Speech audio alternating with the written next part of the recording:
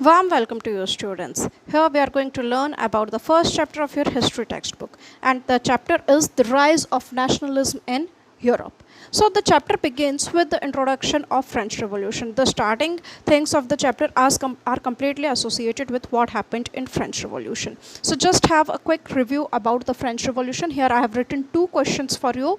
What do you learn from French Revolution? What ideas French Revolution has given to the world?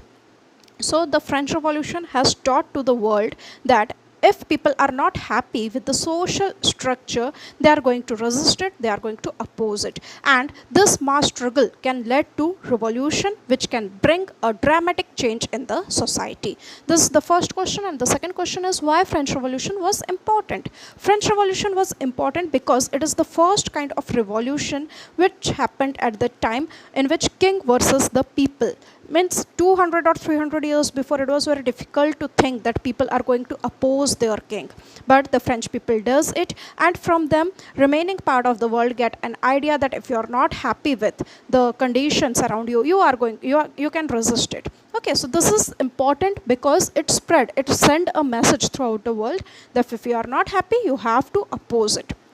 So now see the social structure of Europe. Europe in 17th and 18th century. If you will see the current Europe, there are nearly more than 25 countries in Europe, and if you will see the geographical position of these countries, they are very small in geographical area. And if the countries are smaller in geographical area, anything happened at one place, the news will easily spread to the nearby areas. So the same thing happened, whatever was happening in France, the news was easily spreading to the remaining part of the European countries. So here I have bifurcated the social structure in Europe in two parts. First one is before revolution and second one is after revolution. So see, what was the social structure before revolution?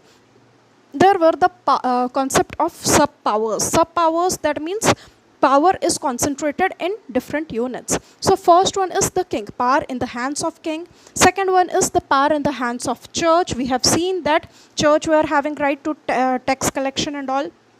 And the feudal lords. We have learned about the feudal system, and we have seen that how the top position nobles were exploiting the peasants and farmers in the feudal system. In French Revolution, all these things we have done in detail.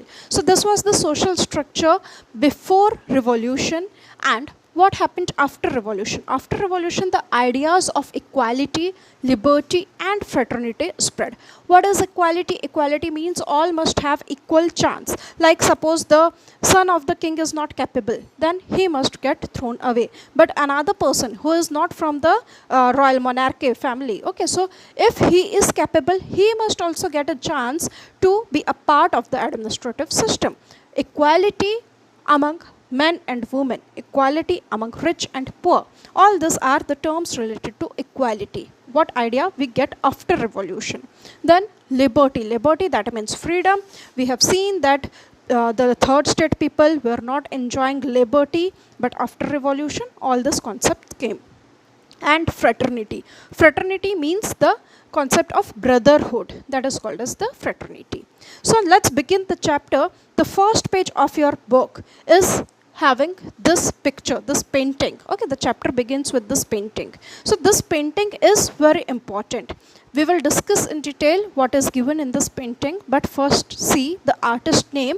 He is the Frederic Soriot, and he has made this painting in 1848. So like this, three other more paintings are, means he has made a series of 4 paintings. One is given in your book, remaining 3 are also there. So see the painting name, it is written in here bottom of the painting. The dream of worldwide democratic and social republics. Okay, this is the name of this painting. What the artisan is trying to show in his painting. So in this painting, or through this painting, he is trying to show his utopian vision. Now what is utopian vision? Utopian vision, that means it is a dream of the society which must be so ideal, इतनी ideal होनी चाहिए that it is very difficult to think it is really actually existing. The society which is so ideal that is very difficult to exist. So this is the utopian vision, what he has explained in his painting. Then Fraternity, I already told you, brotherhood, and liberty. Liberty, that means the freedom. These are the positive things. Then what he is trying, feudalism and of feudalism. I have discussed here feudal laws and feudal system. So through this painting, he is trying to say that feudalism must not be there. Autocratic rule must not be there. What is autocratic? Monarchy.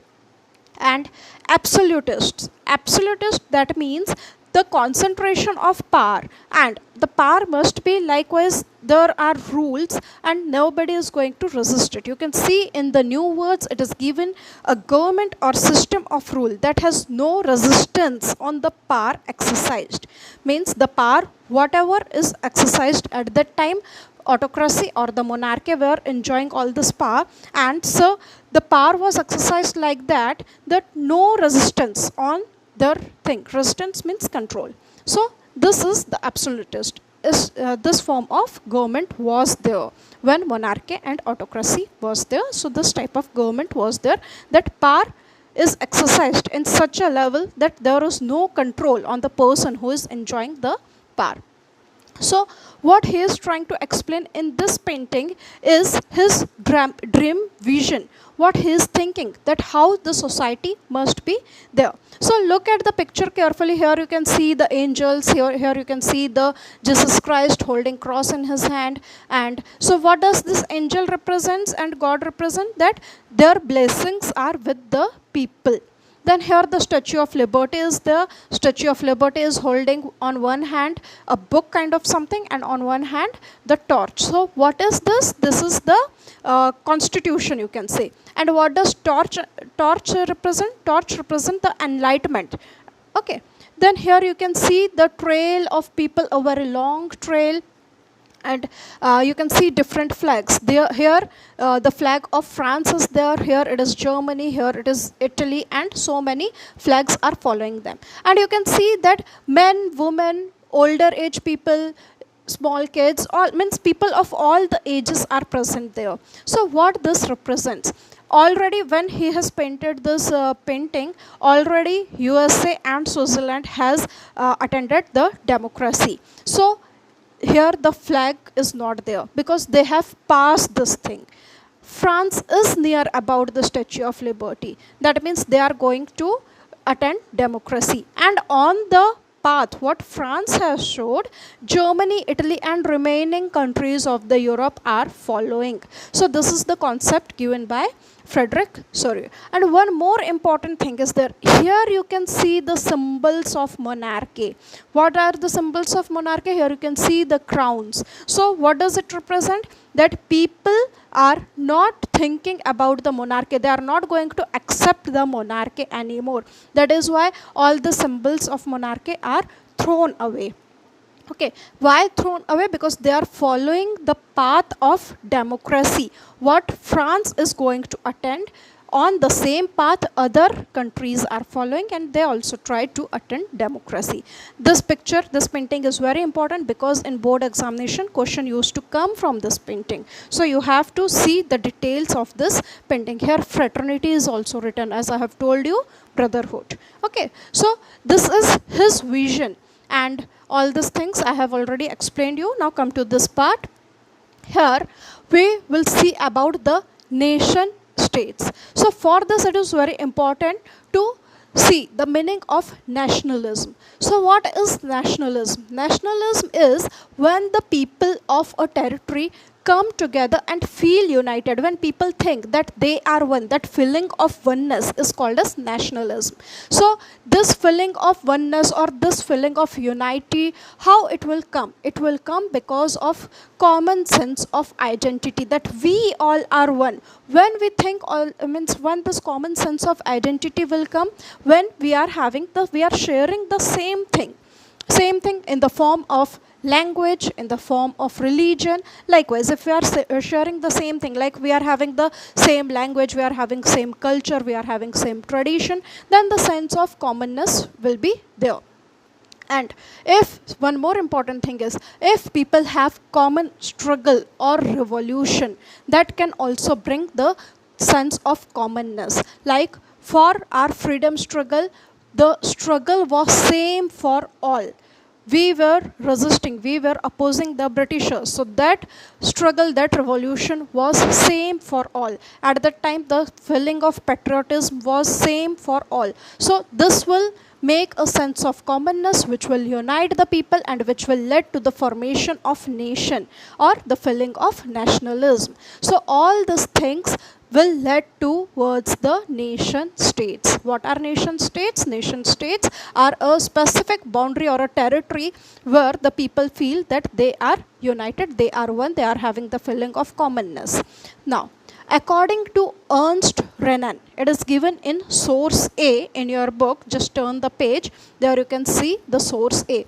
There it is given. Ernst Renan, he was a lecturer, and while delivering a lecture in a university, he has explained what is a nation. So according to him, nation is not formed by common language, race, religion, territory. What I said here, that common language or religion. So according to Ernst Renan, these factors are not too much important. See the example, if we will see the common language related with India. India is having so many languages. Maharashtrians are saying Marathi, then in south states there are Kannada, Tamil, Malayalam. Okay, Punjabis are having their own language, Bengalis are having their own language. So if we will see nation only on the ground of common language, then it is not possible that India will be any country.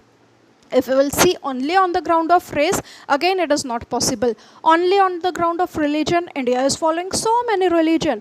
So if we will consider only these things, then it was very difficult to survive, exist the country like India, because all these things are opposing with respect to India. See the territory also. Okay, so what according to Ernst Renan, what makes a nation is the culmination of a long past. When you are sharing a long past, when you have done a lot of sacrifice for your land, when you have devotion towards your land, and when we are having common glories in the past, that will unite the people of that particular territory to form the nation state. So what according to Ernst Renan says that common past, sacrifice, devotion and common glories in the past, that make united the people, and that will lead to the feeling of nationalism, and with the feeling of nationalism, nation states will be formed. That's all for the day. We will continue with the remaining part of the chapter in our next video. Thank you.